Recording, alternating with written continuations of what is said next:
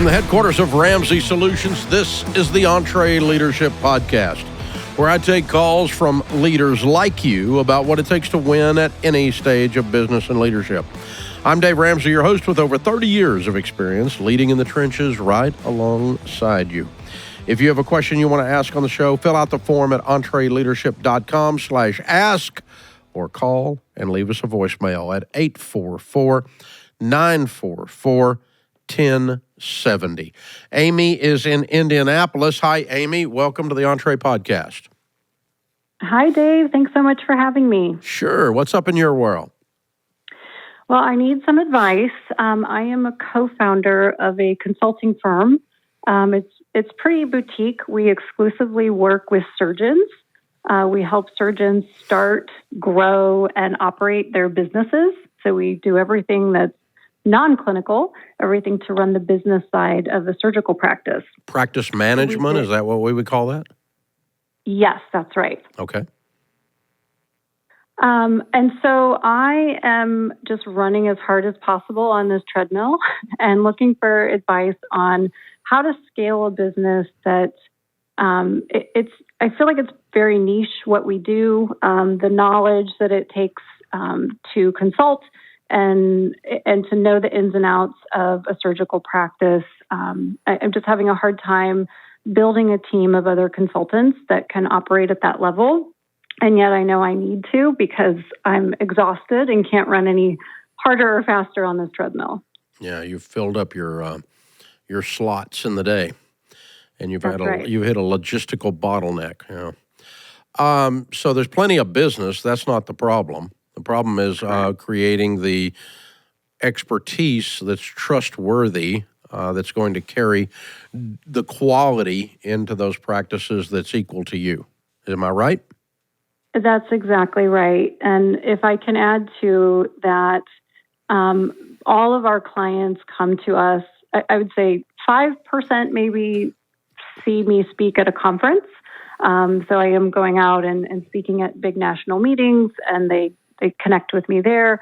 But 95% are word of mouth. So it's other surgeons we've worked with that, sing our praises, I'm saying our and we, but they're saying Amy, call Amy, that's who you need. And so I'm not only struggling with developing other consultants that have the expertise, but then how do I transition that referral to somebody on my team when I just can't physically, continue to take on more clients? Well, that's easy. When they come in the door, you say, I'm gonna have you work with our top person, and I'm going to hold their hand while they hold your hand to make sure that they get it right.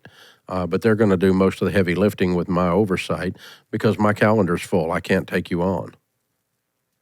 And you'll get, you may lose one or two here or there, but 97 out of 100 won't mind that because you're telling them you're going to be looking at it. Okay. Mm-hmm. An example is I quit doing financial counseling almost 30 years ago. Mm-hmm. One-on-one financial counseling. And about 15 years ago, I don't even counsel my friends. If they want to come in and sit down with a financial counselor, Dave, I need your help with something. If I ascertain in that conversation that their favor that I'm doing for them, this is a freebie, right, is more than a 30-minute thing, I bring one of our coaches in to sit with me because I'm going to do a handoff in that first meeting. I'm going to spend 30 minutes with them, and then that they're doing that. I've got some friends going through a divorce right now. Both of them called me, and I'm helping both of them equally. And I'm as a friend. I'm not where it's not a charge, but it's an example of they wanted Dave to help them weed through their mess in the divorce, and I'm like, no, you don't. You actually want somebody that's going to have time to do it and do it right. I'm going to be playing golf somewhere. You don't want me. So, you're not playing golf, but I'm just saying that's the, it's a handoff. Sometimes but it's the way you set the meeting up. So that part's easy. And the biggest, the person that is the most uncomfortable with that part is you. It's not the customer, and it's not the new person that's going to be helping them. Because the new person that's helping them thinks they're better than they are. The customer thinks if you say it's okay, and you're the one that has trepidation over the whole thing. Yeah. You're not wrong, but So, I do and that's think that. Or you should care. right, Yeah. right. I do, Yeah. and that ties into. I mean, I don't. Then that comes to who we're hiring and how we're training Correct. them and how we're training them. Correct. And so you're not going to hire someone that's going to be handling a practice on their own in 6 weeks. No way. No, it's not possible. No. Because even if they have done practice management in the dental world or in the general practice world or the pediatrician world or the veterinarian world, which are similar, there's nuances to what you're doing in the surgical world and the way Amy does it that person doesn't know. We just hired an expert product manager from one of the biggest retailers in the world that is an absolute expert, stud, knows what he's doing, is having to learn the Ramsey way of doing things too. So he's going to be useless stud for a little while until he gets up to speed. And then he'll be amazing because he's smart and he'll catch it and he'll find the parallels between what he used to do and in this, and he'll find the way to fit it in. But you've got to train. And so you're just going to be, they're going to be, walking alongside you. You're going to walk alongside them for the first 3 or 4 times they do it. It's going to take 6 months before you can turn them loose, even 50%. Okay. And I suppose that is pretty close to what I've done. I have brought on 2 other consultants, and they're doing fine. I have to reel myself in when they do things, maybe not exactly how I would do it, but it's still a good result, and it's still serving the client. And so, and we can have a talk. I don't mind discussing those things in my one-on-one with them. You did this in a way I wouldn't have done it. Here's how it made me feel. I'm not sure if it's okay, because I think it's okay, but I need you to know I'm kind of uncomfortable when you don't do it my way. And it's okay, you could do it your way, but I'm not going to leave that tension in the air, because if you do that times 6 of these people, that's going to be a lot of tension in the air. And so I let the air out of that balloon every time I'm meeting with somebody. I'm going, you know what? You actually got a good result on that. I wouldn't have done it that way, so it made me a bit uncomfortable. But you're good. I'm not correcting you. I'm not telling you not to do that. But I'm going to say out loud that you scared the crap out of me when you did that. And it helps me because I got that out of my system. Then I can move on. I don't have to think about it again. And they know when they step outside of the set Dave or Ramsey way of doing things, that it makes people around here uncomfortable, including me, and so it's a good thing for them to know that. So instead of like, oh, I'm actually better at this than Amy because I figured this out. No, that's not what happened at all. Right? Yeah. Lots of communication, and it's okay. You're not killing their little creativity to tell them they did it different. And if you are, they're a sensitive flower, and they're not going to make it anyway. No, especially not with surgeons. Yeah, toughen up, Buttercup, right? So can I ask a follow-up to that? Sure. When you said in the one-on-one, and I think that's probably another area that I feel like I'm communicating a lot, and it's more like, join me in this meeting, let's talk about it. But maybe I need to have a more structured one-on-one. Yes, you do. That weekly? It could be whatever it needs to be to get the communication level up. Because you're using this for the last bit of training. Some of your training happens on site, and you're course correcting while you're standing there, or as you're driving away together in the car, you're having a post-game film review, and you go, no, that don't throw the ball over there, no. But then overall, you just need to check in and go, okay, how's this customer doing? Tell me what's happening over there. What trouble have you got? How can I help you? Here's one thing I saw made me uncomfortable. I want to tell you about it. And you just, it's a lot of little tiny, if you do that with a regular frequency, every 2 weeks, every month, I don't care, at least once a month though, you're re-steering only 2%. If you wait and do it till you're pissed off, now you're resetting the course 25% because the boat's gotten completely off course. So the training and it's mentoring, discipling is what you're doing. You're meeting with them saying, this is how we do it. This is how we do it. This is how we do it. Oh, you just discovered something new. We're going to add that to how we do it. Okay, that's fine. And we keep learning and keep working through discomfort and training and pushing along. And that will help you a bunch. Plus, what it does, Amy, is it increases your confidence that the person is competent and that they have integrity, that they're following through. The more confidence that you have in their competence and in their integrity, the more you'll turn loose of them and go on to building the next one. Very, very cool stuff. Great questions. You are an amazing young leader. You're going to do great. I'm very proud of you.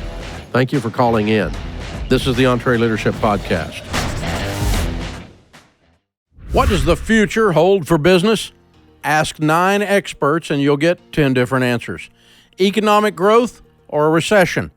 Business taxes will go up or down. AI will help us work or replace us all. But there's no such thing as a crystal ball. That's why more than 38,000 businesses have future-proofed themselves with NetSuite by Oracle, the #1 cloud enterprise resource planning system. Ramsey Solutions, our company, uses NetSuite, and you should too. NetSuite brings accounting, financial management, inventory, and HR into one platform. And with the one unified business management suite, there's one source of truth. For the visibility and control you need to make quick decisions, NetSuite's real-time insights and forecasting help you see into the future with actionable data. And when you're closing the books in days, not weeks, you spend less time looking backward and more time focusing on what's next. And speaking of what's next, download the CFO's Guide to AI and Machine Learning at netsuite.com/Ramsey.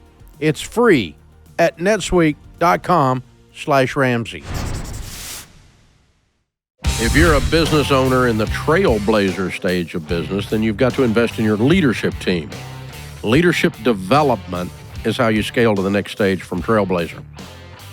You build into new leaders. You need leaders that lead people, not just you leading people. And you're about to miss the best opportunity of the year to do just that. EntreLeadership Master Series is happening in less than 4 weeks. I'll be there with some of the top leaders in Ramsey to teach you all the tactical leadership lessons we've learned in the last 30 years of business. Even better, when you watch this with your leadership team, you'll walk away with bought-in leaders who lead like you and a custom plan to attack the right problems together. You can stream it live November 11 through 14 or watch it on demand for up to 60 days after the event. To get your ticket, go to EntreLeadership.com/livestream or click the link in the description if you're listening on YouTube or podcast.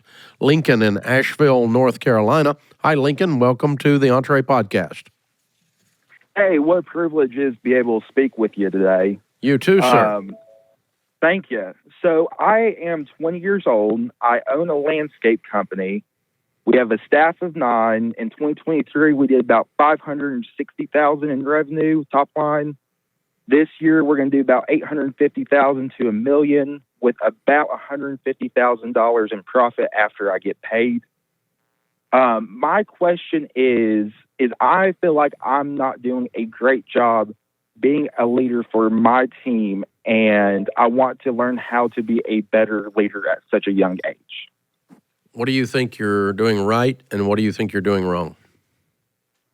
I don't really think there's anything that I'm necessarily doing right or wrong, but it's where, like, a couple issues we're having now is we do have a high turnover rate. I think that might be just because it is hard work and I'm not quite good at hiring the correct people yet.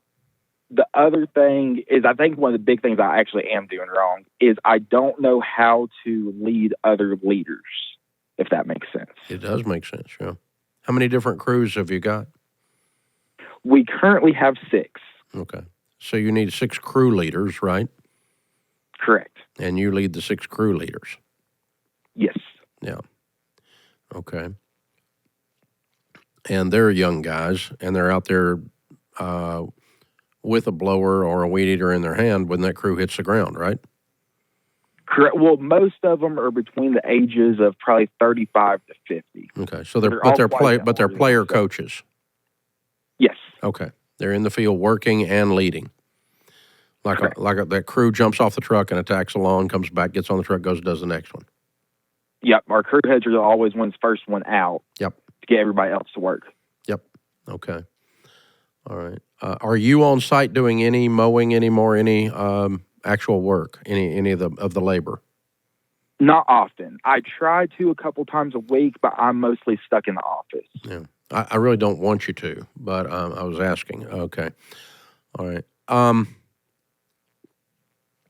I think the first thing I learned, and I was probably 10 years older than you when I learned it, was that bosses push, leaders pull.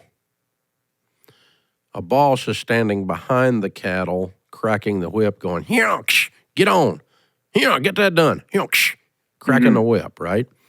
When you do that, the organization moves at the slowest common denominator, the speed of the worst person. Okay?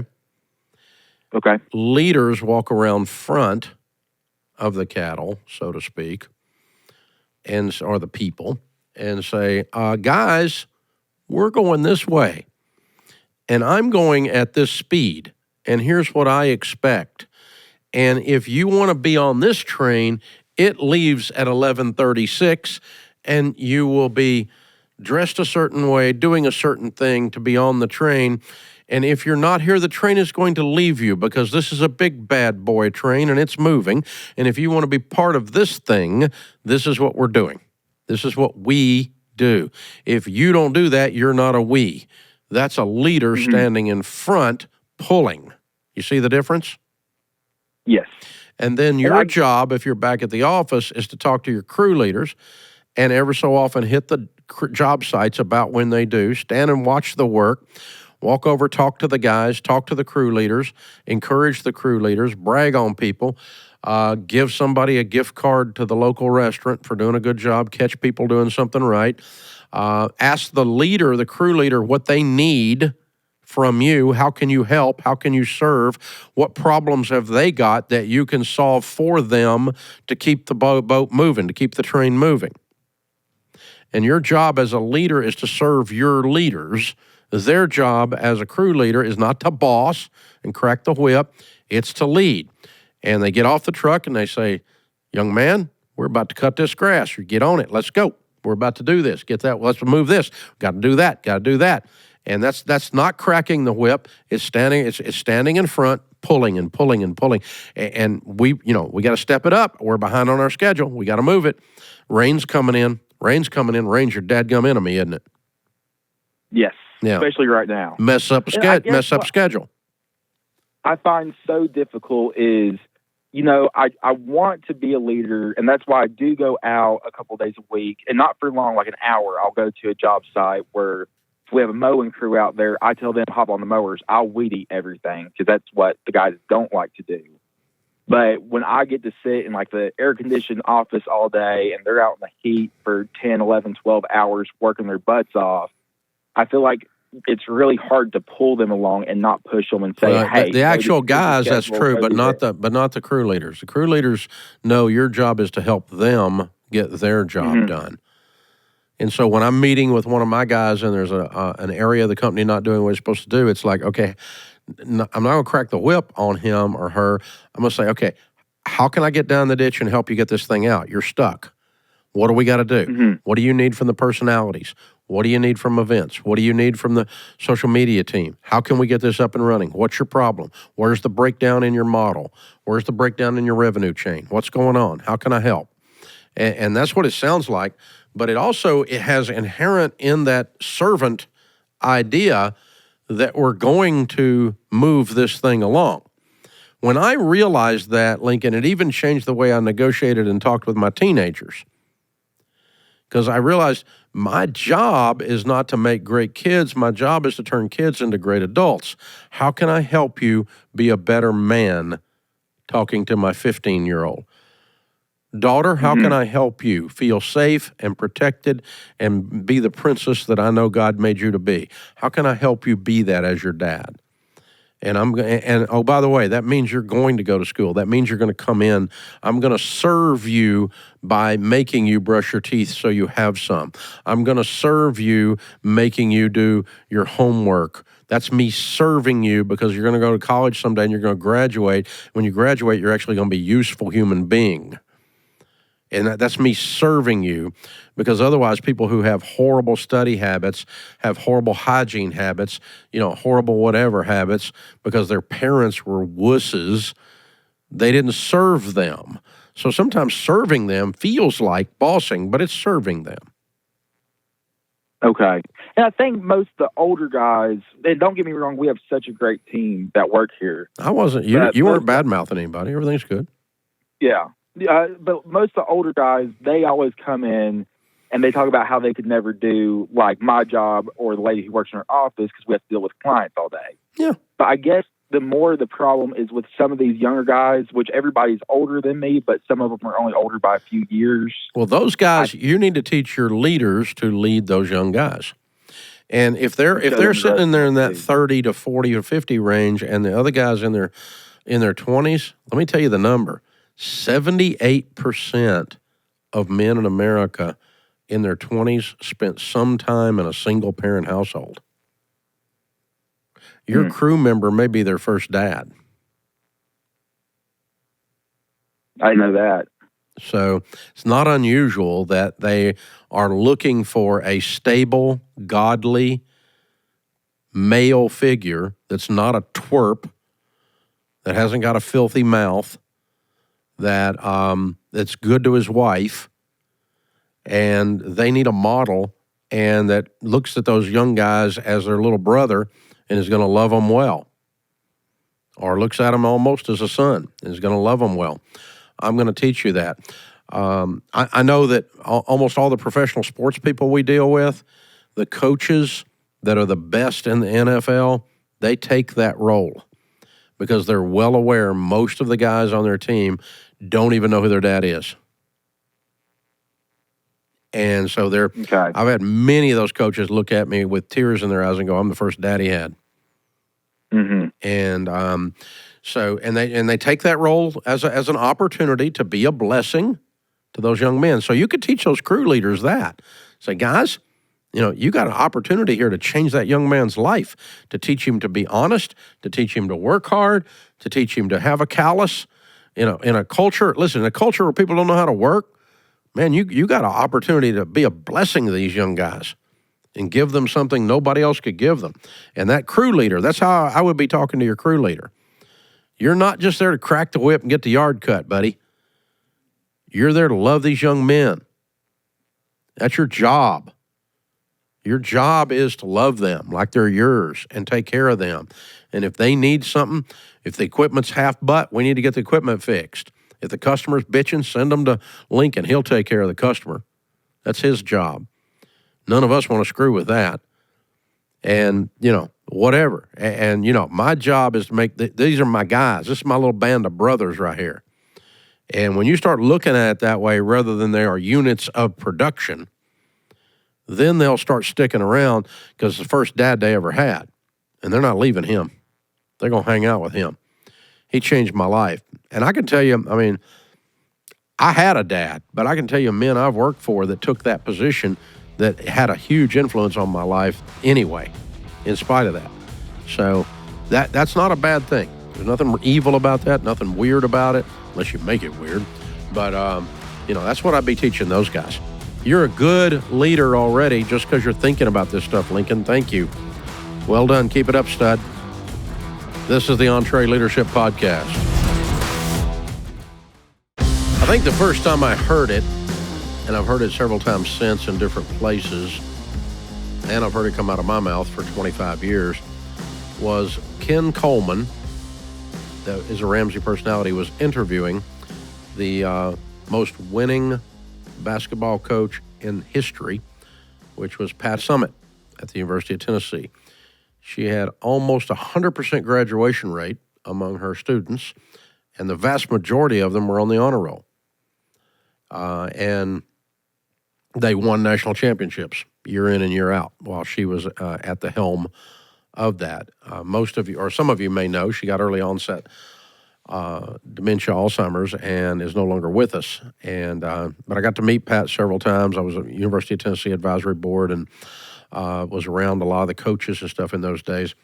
But Ken was interviewing her, and she told the story that in her first year, she got whipped, and she called her dad, and her dad was like a no-nonsense, in-your-face. She figured he was going to have something pretty negative to say, and he kind of hit the middle. He didn't really go negative, but he didn't really go like, oh, it's going to be okay, baby. Instead, he said, so you lost? She said, yeah. He said, well, you're not going to win the Kentucky Derby with a donkey, and hung up. Turns out you need thoroughbreds to win. And I picked that up, and I figured out at that time, the first time I ever heard that was many, many years ago, decades ago around here, I figured out that donkeys and thoroughbreds in the same stable doesn't work because they don't like each other. Donkeys don't like thoroughbreds being around because the very presence of a thoroughbred exposes a donkey's donkeyness. Just the thoroughbred being there. What's a thoroughbred? A thoroughbred is somebody who's humble, hungry, and smart, Pat Lencioni says. The thoroughbred is somebody that cares deeply. The thoroughbred is someone that's excellent. The thoroughbred is someone that's not only got skills, but they've got humility. They're good with others. They care deeply about the organization. They care deeply about the customer. They are just awesome to have on the team. The donkey comes in late, leaves early, steals while they're there, and wishes you would do more for them. They're entitled little spoiled brats. And that's whether they're 60 or 16. Donkeys are takers, thoroughbreds are givers. Thoroughbreds add value. Donkeys eat you out of house and home and stir up trouble while they're there. Donkeys don't like it when thoroughbreds are in the stable because it exposes their donkeyness. When excellence stands beside horrible, horrible stands out. And thoroughbreds don't like donkeys around. Because people that work hard and care, they don't like it when other people get paid for sitting on their butt and not caring and half-butt mailing it in. And the first one out of the parking lot and the last one to get in the parking lot. And everybody knows who they are. I mean, 4 o'clock, 5 o'clock, don't let the door hit you in the butt because you're already in the car going. And I'm not doing much except checking my Facebook account all day while I'm there. Everybody knows who they are, except the leader, who hadn't bothered to look. So I figured that out really, really early because I had hired some people. My hiring method was, can you fog up a mirror? If you can, come help me. I'll give you money, because I was so dumb when I started. I thought when you hired people, they would work. I thought when you hired people, they would care. I thought when you hired people, they would treat the customer right automatically. Some of these people were freaking raised by wolves, man. I don't know where they come from with these manners and this process. But it didn't take me long to figure out everybody's not like me, and I had made a mistake or six. And there were people inside the building. One old guy was teaching a Sunday school class, and I was taking prayer requests at the end of the class. Anybody got a prayer request? One guy raised his hand and said, yeah, I need a job. I just lost my job. And I went, well, good news, I'm hiring. Come on over for an interview. He came over, we hired him, and then I figured out why he lost his job. He was a donkey. Donkeys go to church too, y'all. So it's okay. And they dress up in the interview to look like thoroughbreds, so you got to spend a little time interviewing them. Because if you don't spend time with them, you don't know. They kind of look like thoroughbreds when they're interviewing. They polish up everything and come marching in, strutting in like they know what they're doing. But about the 4th or 5th interview with them, you'll hear a hee-haw, and you go, wait a minute, I heard that. They'll start saying something, and you go, wait, I think I just heard entitlement. I think I just heard victimhood. You're a victim, aren't you? Oh, yeah, that's what I need. It's another dadgum victim in the building. I don't think so. Nope. And you have to work through this. This is the people driver of the EntreLeadership system. The EntreLeadership system has 6 things that drive you through the stages. Personal, which is you. Purpose, which is setting your mission statement in place. The people you put on the bus, the ones you take off the bus, the ones you put on different seat on the bus, according to my friend Jim Collins. The plan, which is your strategy. The actual product, which is the good or service you put out there that results in then profit. Personal, purpose, people, plan, product, and profit. Those are your 6 drivers. This is the people driver. The people driver is the one that is the most rewarding in all of business. It is the most frustrating in all of business.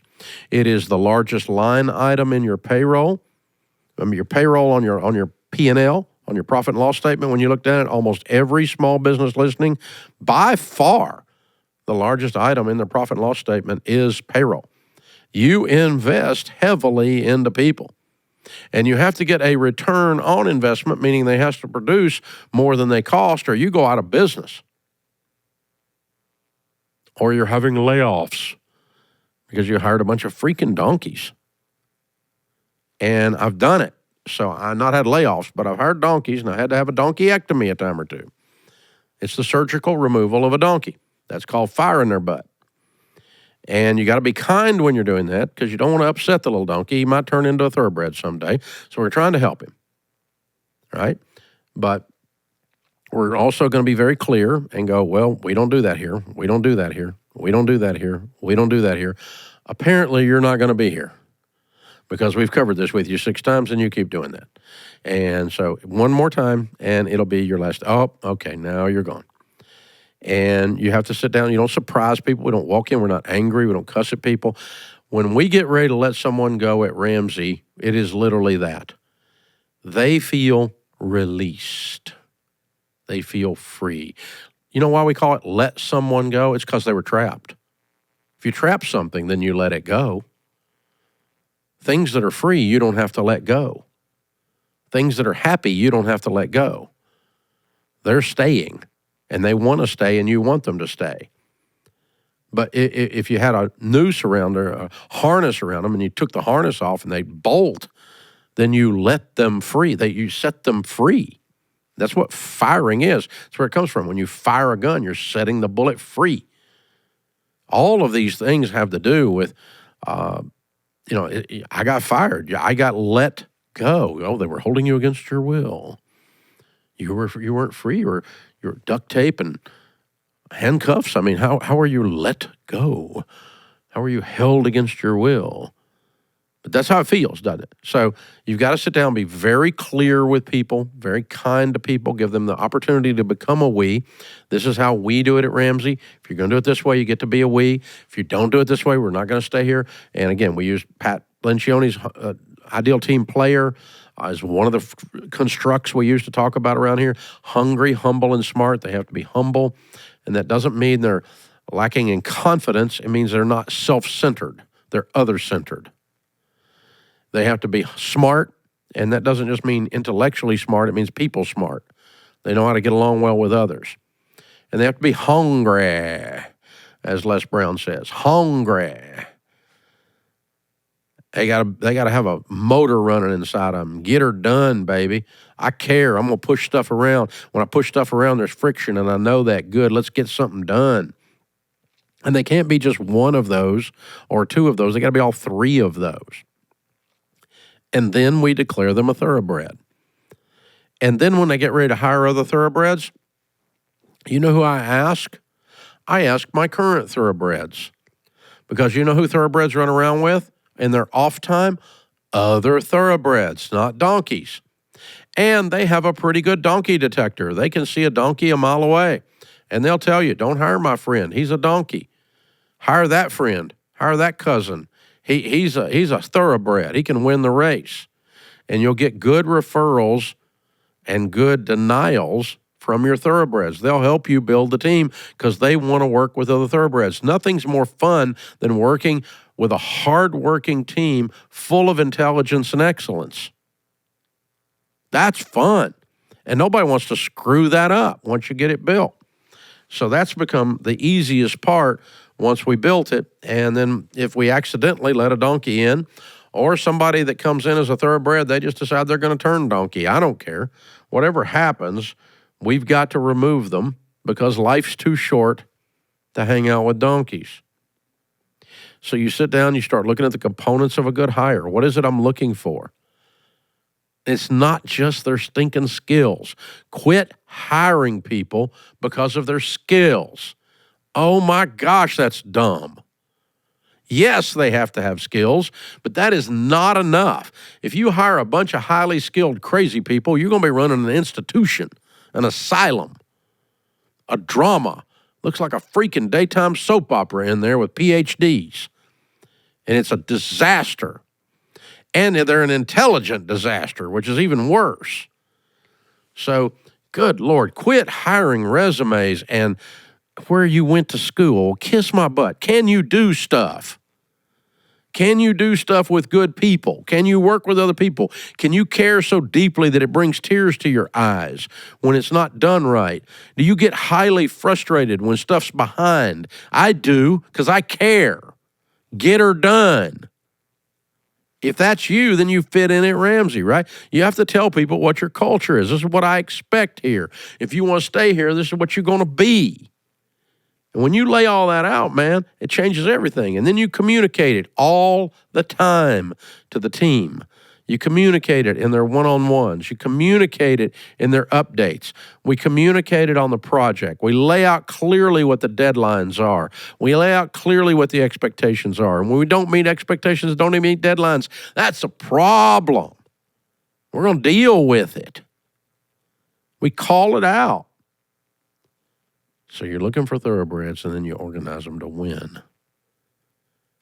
And then you stand back, and it'll take you years to build a quality stable full of these. And then the thing runs faster and bigger than you could have ever dreamed. It'll be the most satisfying thing you ever did. And it'll be the most painful journey because people that you love will come around behind you and try to stab you. People that you love will turn out to be donkeys, and you're going to have to release them even though you love them. Because this is a sports team. It's not a family, to use the Netflix memo, right? And you got to perform. You keep throwing interceptions. I love you, but you keep throwing interceptions. You're like, your job as a quarterback, you're going to have to sit somewhere else not on my payroll. You can't keep throwing interceptions. I mean, you can throw some because everybody makes some mistakes, but you're throwing more interceptions than touchdowns. This is a problem. I mean, the defense is dying over here because of you. They stay on the field all the time. And, you got to have these performance standards for these thoroughbreds, and then sometimes it hurts. And sometimes people don't understand, and sometimes their feelings are hurt, and sometimes people you care deeply about are hurt. It's hard to do the right thing when you're growing and running a business right. It's hard, but it's worth it. Because the stinking thing will outperform anything you ever could have done on your own when you grow this stable full of absolute studs and studettes. I mean, you can do anything with a team that'll do that. They work together. They care about each other. They care about you. They care about the customer. They care about the excellence. They care about the outcome. That means while they're at work, they actually work. Oh, it's amazing. Who would have thought? And if you don't have that, time for some donkeyectomies. It's time for a removal. Get you some new ones, baby. That's not cold. That's just life. That's your job as the leader. Fill your stable with thoroughbreds. Or quit bitching about the lack of excellence because it's your fault. It's your fault if you continue to sanction the incompetence. Fix it. That's my goal. Fix it. I've been working on it 30 years. Fix it. It's a constant thing. Fix it. It's my job. It's what people look to me for. I have to do my job. I know I don't want to deal with it. I know. I don't want to deal with it either. Shut up and do your job. Suck it up, Buttercup. That's how this works. That's the people driver. The most rewarding, the best ROI, and the biggest pain point in all of small business. This is the EntreLeadership Podcast. This is the EntreLeadership Podcast. If you like what you're hearing, spread the word for us. Click the share button, the follow button, the subscribe button. Leave us a nice 5-star review. Mama said if you ain't anything nice to say, don't say nothing. Trolling is for children. Children troll. Billy Goat Cruff. Just go look it up. It'll be good for you. Help you too. Thank you, guys. Thank you for all the positives and all the 5-star reviews and all the shares and all the likes and all the subscribes. The numbers on this show are way up because of you. We really appreciate you. Ryan is with us in Jacksonville, Florida. Hey, Ryan, what's up? Hey, Dave. Hey, thank you for having me on. I'm a big fan and a longtime listener. Thank you. How can we help? Yes, sir. So I have 2 companies, both of which I own and been running for about 3 years. I'm in the treadmill operator phase for both. My first is a company that I make my living off of and pull my income off of. It's a gas line installation and service company. We install gas lines and gas appliances for propane and natural gas. Top line revenue for that company last year was $770,000. And I fluctuate between 1 and 2 employees. And this company takes up most of my time, most of my effort to run and operate. My second company is a product I invented and have a patent on that protects underground gas line and different underground utilities. Top line revenue with that company was $120,000 last year. This company, the way it works is I have a handful of distributors that use the product and sell it. It sells through well, but I just don't have the time to put into it to grow it that I would like. I do maybe a trade show a year and do what I can to keep up with the orders that come in. On the $120,000, what was your cost of goods sold? I have as far as net profit, I have it's about 20%. So cost of goods sold, I'm not completely dialed in on that number. You're producing an item, are you not? Yes, sir. Yes, sir. So out of $120,000, how many units did you sell? Let's call it, I'm sorry, I can't put an accurate number on it. I sell it by the pallet, and like I said, I've just been looking at overall net profit. Okay, well, how many of them's on a pallet? 30 to a pallet. 30 to a pallet. How many pallets did you sell? Let's call it close to 15 pallets for the year. Let's say that. Okay, so 450 units. Yes, sir. Okay. Do you have any idea what you paid for those 450 units? Well, it's a product that we kind of assemble and manufacture. I have a machine that I made for it. Are you making them with your hands? Yes, sir. Mm-hmm. So you're machining them and assembling them? Yes. Yes. So you buy all you've got right now is raw material cost. Then you haven't factored in your labor yet. Well, when I tell you the net profit, it factors in labor and everything. Just because I use the one employee from my other company to help me make this product as well. Do you physically make the product? Yes, sir. We have a machine that we make it with. Okay. All right. So you and the employee are in there making them and assembling them together. Correct. Okay. So you factored in part of the labor cost because you didn't pay yourself labor in that. That's correct. I don't pay myself. So you made $20,000 for the labor you put into it, so you broke even. You haven't made a profit yet. Yes. If we paid you minimum wage to build 450 of these dadgum things, you and another guy, you haven't made any money yet. Just to be clear, I haven't. The last year, I really didn't make any much myself. I more or less paid the employee to make it. As far as the duties that I did, is going to be the invoicing, the shipping, more of the, just the logistics of it. Okay, what I'm trying to figure out is if I want to scale this, if I'm losing 20 cents a watermelon, I don't get a bigger truck. Gotcha.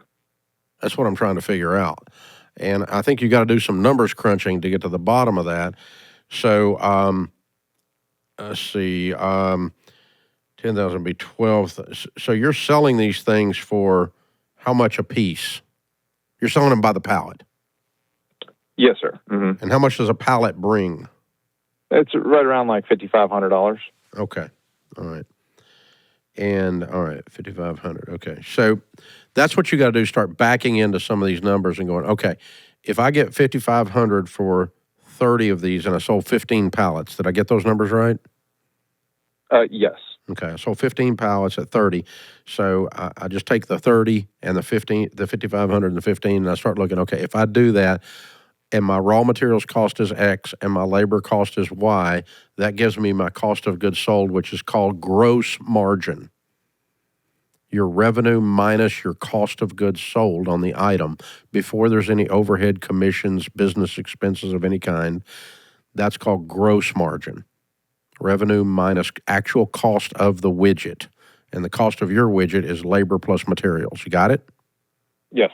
So you need to pro forma that out, lay that out, and then figure out, okay, that's my gross margin. And I put a little effort into it. I helped some in the shop. And even with counting that at zero, I only made $20,000. And so I've got about probably got about a 10% net profit running on this right now is all, which is pretty low. Got it. Okay. So I'm probably raising my prices for one thing. Is there anything you can do to the quality or the attractiveness of the item, or does any of that matter? It's really kind of, it's more of a higher end product as it is. The competitor, the competition for this product is like a cheaper version of it. So it's more for, hey, this has like a utility of actually protecting the line versus, the other product that only warns, it doesn't actually physically protect, the line in the ground. But they're paying more for it. So cost is actually like the main obstacle to the product, as far as selling it and getting the customer. Well, that's because, but it's you're not competing with the other thing because you're not the other thing. You have a complete brand differentiator already. You already told me what it is. And so then you've got you got to lay out your value proposition for your marketing. And that's say, okay, the value of doing this is a certain amount and it only costs this amount. And so anytime someone's buying something, they put the item on, they put the cost and the time it takes to do the purchase and deal with the situation on one side of the scale. And on the other side of the scale, they put the benefit of buying it. And they only buy if the benefit tips the scale over the cost of the item and the hassle and the time it takes for the item. Right. And so that's a simple sales mechanism right there. So you're trying to say on the right side of the scale where the benefits are, I'm going to put a value proposition that's so heavy that it looks like they would pay $55,000 for this instead of $5,500. And because they're so excited, this is the best thing since sliced bread. I've got to have this. And that's called selling. And it's not lying. You're showing them the true benefit of doing business with you and doing this thing. This is exciting, man. I think it's a cool idea. So what I would do next is bring in an upper tier person, not a top person, but an upper tier person. And I would want their job description to be developing new markets, selling. Okay? And you're going to need to sell more than 30 pallets of this. I keep getting this backwards. Was it 30 pallets or 15 to the pallet? It was, around 15. 15 pallets, but 30 items on the pallet, right? Yes, sir. Okay, yes, so you're going to need to sell more than 15. If you sell more than 15, you're going to bring in more money than I'm already bringing in, and I will share a goodly portion of that till we get you up to making a living. So go get us a bunch of new customers, and let's talk through how to do that, and I'll walk with you. And if you need some help or you need somebody to go with you to talk to the customer or you need whatever, let's get this thing up and running and let's get some volume up, because only then can we make the adjustment on price and on production and put a full-time person in there building them. Because, You don't need 15 pallets. You need 150 pallets. Right. And I will say, too, I think once production does go up, my margins will also go up. Always. Yeah, they always do. Yeah. I could buy more, my efficiencies would be greater, and so. Your machinery to build it, everything, it gets more sophisticated, faster. The people doing it will get faster. You'll clean it up. You'll clean up your production lines. Right now, it's kind of like a big old batch of prototypes. Exactly. Right. Exactly. So I think that's going to be the key, so I think my margin's the weakest it'll ever be as long as I can grow it. Well, only if you're careful about it, because people don't watch. The inventors get all romanticized about selling this stuff, and then they get excited, and then they realize they're losing 20 cents a watermelon, and all we did is get a bigger truck. Don't do that. Make real sure you're running the business side of this pro forma too while you're doing it. But I think you're right. I think I'm raising my price to $8,000, and I'm going to bring somebody in and pay them $2,000 a pallet. And I want you to go sell me 100 of those and make $200,000 next year. And, by the way, you're going to net more with that price raise and bringing that person in than if they do that, and you'll get all your efficiencies of volume going with it. The economies of scale will go with it. So, yeah, you're right on track to do that. But it's going to be bringing in someone that's a little bit entrepreneurial, a little bit scrappy. They don't have to have somebody hold their hand to make a sale. This is somebody almost that was in the same kind of business but failed, and they just want a new target. They're going to go off, so you need to aim them at something. This needs to be a self-starter, a lot of initiative. You can't babysit them. They got to go get it. They got to leave the cave, kill it, and drag it in. You put that person in there, and they go sell you 100 pallets. Now we got a business running that'll outperform that other business 1,000 times over, because this scales quick and easy once you get the sales model down, the production model down, and your pro forma laid out for actual margins. Now you can just turn up the heat, baby, and go. And that's your next step. I definitely would be doing that if I was in your shoes right here. Very, very, very well done, sir. Proud of you. That's neat. That's exciting. Hey, let us know how it works next year. We want to hear from you. Remember, better a weary warrior than a quivering critic. This world needs more high-quality leaders. Take courage and lead. I'm Dave Ramsey, your host. Thanks for listening to the EntreLeadership Podcast.